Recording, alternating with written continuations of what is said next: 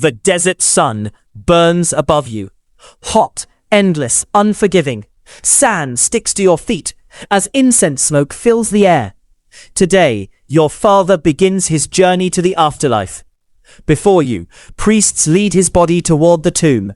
He has been prepared for 70 days.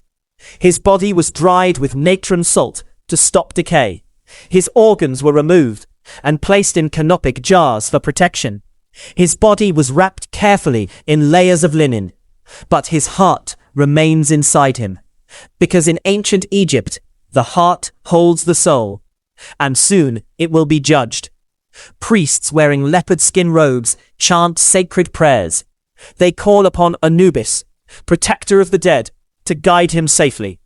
Around you, mourners cry loudly.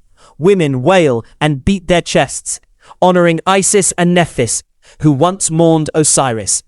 Their grief is powerful. Their cries are meant to protect his soul. You carry offerings in your hands: bread, beer, oil, clothing, jewelry, and small Shabti statues, servants who will work for him in the next life. Because death here is not the end. It is the beginning of a dangerous journey.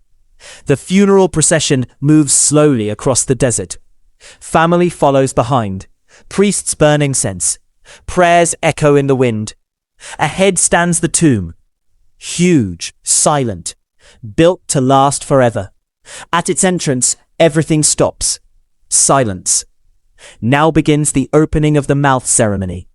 A priest touches special sacred tools to your father's mouth, eyes, and ears, so he may breathe again, see again, speak again, eat again, live again in the afterlife. Without this ritual, his spirit could be lost forever. Inside the tomb, the walls are covered in painted spells and prayers. These are guides to the underworld. They will help him travel through Duat, a dark and dangerous world filled with gates, monsters, and trials. There his soul must face final judgment. His heart will be placed on a scale. On the other side lies the feather of Ma'at, the feather of truth. If his heart is pure, he will enter the field of reeds, a perfect paradise, a peaceful eternal Egypt. But if his heart is heavy with sin, Ammit waits, a terrifying beast, part crocodile, part lion, part hippopotamus. She will devour his soul forever. No second chance, no eternal life, only darkness. The final prayers are spoken. His coffin is sealed inside the tomb with food, treasures, and protective charms. Stone doors close. Darkness fills the chamber. Outside, your family leaves final offerings at the false door, where his spirit may return for nourishment.